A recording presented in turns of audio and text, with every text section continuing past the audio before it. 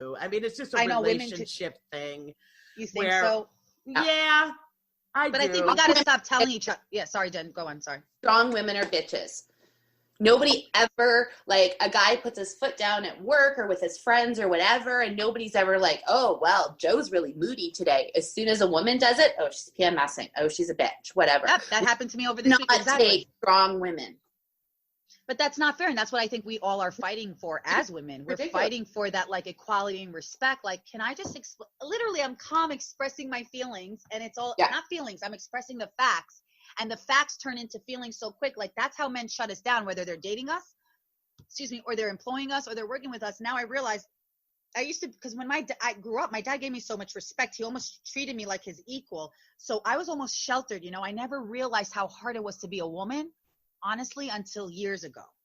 And even now, like my parents. Does that make sense? Yeah, my mom is definitely the pants wearer in the family. Like, my dad cooks, he cleans, like, and he's a director with a company. Like, he has a huge job, but he's much more the domestic around the house. Like, my mom can't boil water without burning it. Like, that's my dad's also domestic too, more so, and he's old school. It's funny, but like, same thing. Like, my dad grew up German household. Like, his mom, like, ironed their socks and underwear and everything. Like, he never cooked a meal till they got married. And my mom's like, whatever, like, we hire somebody or you do. Like, I don't do it. Sorry. Right. And that's the way I grew up looking at a man. And so now to date men that are like, I guess not manly men is not the word. I don't know how I'm trying to say it. Like, just guys that are very like, okay, women should be cooking and cleaning. It doesn't compute in my head because that's not how I grew up seeing things. Right. And also, like, I don't know if you guys watch Mrs. Maisel, the Marvelous Mrs. Maisel. Oh my God, yes. It's obsessed. So good. There's a part in one of the seasons of the shows, I don't remember exactly, but she says to Joel, her ex-husband, she's like, I feel like I'm not, and I use this line too on someone I dated who happens to be in comedy as well, which is not the best thing to do. I always advise ladies, if you are angry with men that you're dating, write in your diary, don't lash out at them. Men do not have the capacity emotionally and maturely, it's no shade, to comprehend the way we do. So they're just going to write you off. That's why when every girl asks me, why did he ghost me? I know you should communicate your feelings with the right person, but in the beginning, I don't think you should tell everyone who they are. So my thing is like, I had that mistake where, like, I'll tell someone how I feel, or I'll tell them who they are, and I feel, just to protect myself, which I don't, Wait, you were saying something. I was going back to that point. You said something. Miss Maisel, she said something to Joel. Miss Maisel, she said something to Joel and said, I'm not your secretary.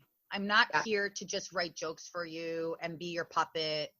And, like, she got angry finally after everything he put her through. And that's the line I used in this guy, because I felt like I was bringing all the ideas for the comedy movie. I was bringing all the jokes. I was writing, and I felt like he was the typical patriarchy that we're fighting against, where he's sitting there getting all the accolades and the credit. And because I tell him how I feel and it bruises his ego, I'm getting punished. And, like, now I'm the villain. And I think most women feel that way. And I want to try to get that out of everyone's head. I want women to realize, like, they could say or do what they want. And people should not. Right. You got discounted just because you're a woman. Like, it was nothing you said or anything you thought. This is so stupid and petty. But I was on Instagram on one of the hockey pages, and I don't even remember what it was about. And I said something, and right away a guy's like, what the hell are you doing here? Like, just go back and watch Bravo. Oh my, I hate that. That's so and luckily a bunch of other guys came out and they're like, you can't just say that because she's a girl. Like, her point. I'm happy they did that. Right. But, and he's like, oh, you all are just trying to, like, get in her pants or something. And I'm like, what's even going on here? Like, this argument just turned so stupid because, like, you're just an ass. Like, yeah, it's a I think it's a gender competition. Even with the guy I recently dated, he looked at me like I was more like, a service for him, and because I called him out on it right away, because I am smart and self-aware and I've had experience in life, and it's like, if you want to try to fool me, that's fine, but don't try to fool me and then pretend like you're not. Just be honest, because then at least you're getting yourself out of it. So when I dated him, he made me feel like I had to work for his business, I had to make him someone, and it's like, I can't do that when I worked so hard for myself. I need us to be like a team equal. That's crazy. All right, Chanel, I got a couple more questions here. So Lauren, we were interviewing you. She wants to know who is your favorite person to interview, because you've had so many celebrities on Chanel in the City. Like, what are a couple of your favorites? Who do you really enjoy? So 2 people that come to mind right away, Okay. Kevin Bacon and his brother Michael Bacon from the Bacon Brothers. I love them. Yeah. Their band. The band, they're so great. And let me tell you something, Kevin Bacon and his wife and that family are so authentic. So he is absolutely just the way you see him. He is the way you see him and loyal to his wife. There's no fake. There's no mislead. I mean, I was shocked because they say don't meet your heroes. And Kevin Bacon's the reason why I got it. I mean, like I looked up to Kevin Bacon. He was the one actor that I loved, like love.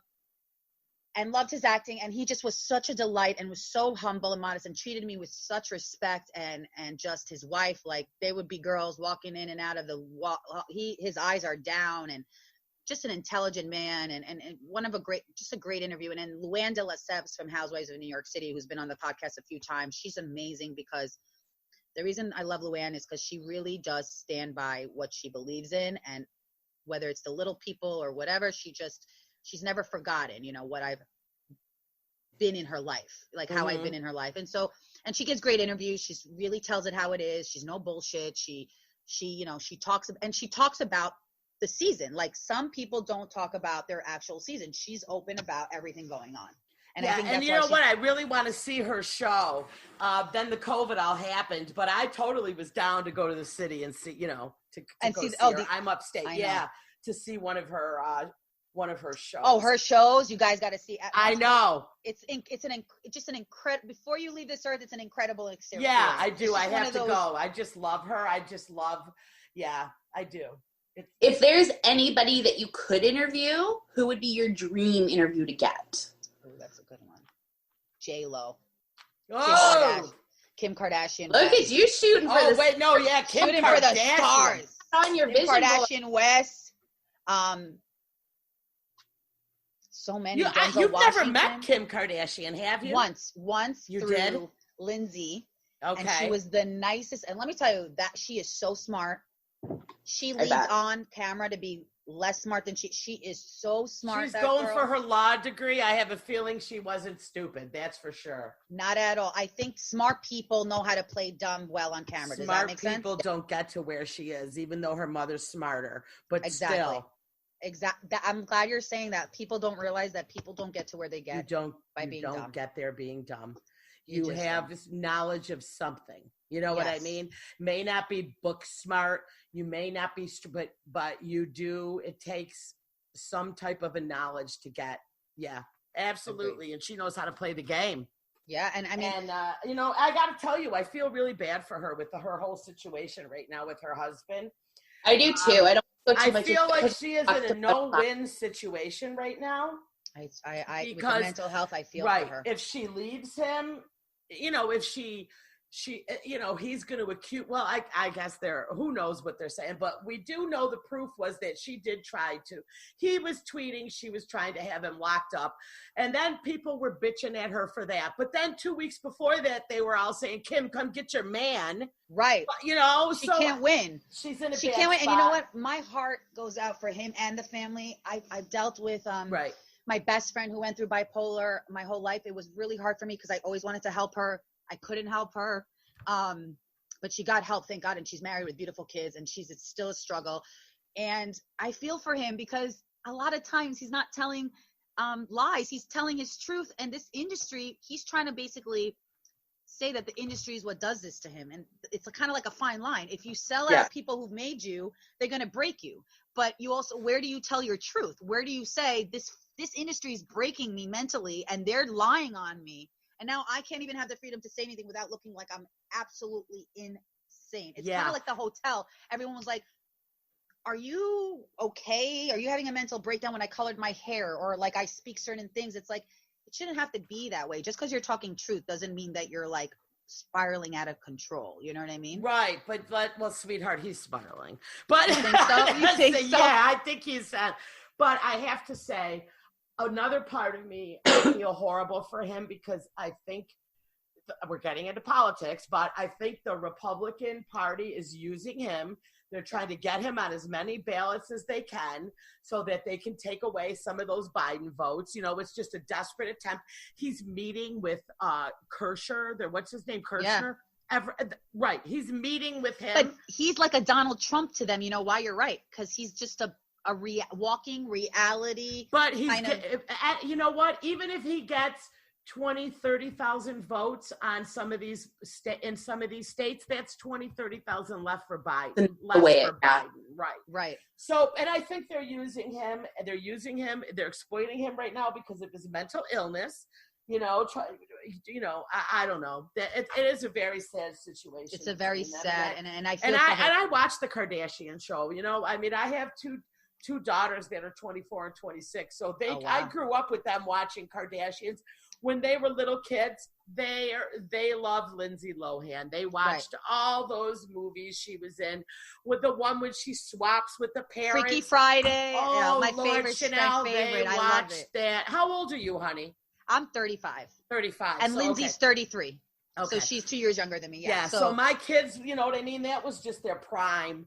Watching that, their little preteen years. But yeah, and then the Kardashians, they loved them when they were, it's just like the age group. So I kind of see everything because remember, everyone's like, oh, I wish I had Kim Kardashian's life. Be careful what you wish for. It's not really life. Absolutely. There's no way. If I dealt with what I know what would happen, I would pull a Britney Spears on live Instagram. I would shave I would say, guys, it's Tiffany Haddish and Britney Spears, Chanel Omari. I am buzzing it off. I don't know what the hell to do. My husband's going cuckoo. I look cuckoo. I'm done. Because there's something about shaving your head or changing your hair color. I tell everyone, it's just or cutting your hair. It's just like you're free from all this craziness, Clearly, girl, you're salon daily. I know. I'm like, that should be my full-time job, and I don't even get paid for it. Can you believe it? I love the gray. Do you? I'm going to make it, but it's silver very white. Pretty. But now it's like gray. Like now I'm like a 6-year-old. So have you met Britney? Britney, I've met. Yeah. Paris Hilton and I are good friends. I love Paris Hilton. She's, you know what? I want to say shout out to her because she's one of the ones that like really, she came on the podcast. She encourages me. She's a promoter, and through Lindsay and Paris, that infamous night with Britney, Lindsay, and Paris, that's how I met Britney. And then me and Britney hung out one. Oh, it was the coochie night, right? It was the coochie night, and then we hung out one other time at the Beverly Hills Hotel upstairs at where the pool is. She was really nice. I felt like she wasn't Britney Spears. I felt like she was just like this. She seems sweet, down to earth girl. Girl next door. Yeah, it was so. It was just like kind of like out of body experience. Well, I hope you know what, somebody seems to be taking pretty good care of her.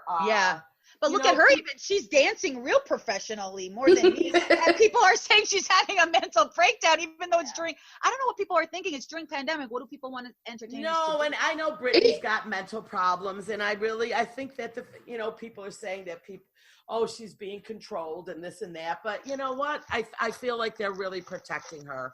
Yeah. Just like Amanda Bynes. I think, with social media, it's so tough right now because if someone is struggling, Kanye, with mental illness, they can just put so much out there, and it really hurts them. And when it hurts, and when they're mentally healthy, they can look back at it and say, "Oh man, I just had a mental breakdown in front of the world." I mean, there's nobody, But what bothers me about the public sometimes is that they're really privileged and they don't realize how privileged they are, and so their ignorance from their privilege says these hurtful things to people like us that are suffering through mental health issues all the time, and kind of making us feel shame and judged. I mean, they do experience it on a different level than me, but I always say us as the same, that's what I feel for. I feel like people should be a little bit more kinder and realize that like life isn't peaches and roses all the time. We all go through our struggles, and it's okay. Some of us have meltdowns by dancing and showing our stomachs to the world. Some of us have, meltdowns by shaving our heads or changing our hair color or just crying it out, Yeah. Or comedy, like comedy too. There can be comedians that are going off and off and off. Right. And they're going through it, but they just make it so, and I have to tell you what I have learned since I've been doing comedy is every single comic is broken in some way, and it's a beautiful thing. And and I have made such great friends than these young comics. They keep me young, and they all are going through their shit. And comedy, it's just a very, very strange group, but a beautiful group. Yep, yeah, I agree. Exactly. It's so beautiful to be that broken and take that brokenness and that pain and make it something funny and positive, and that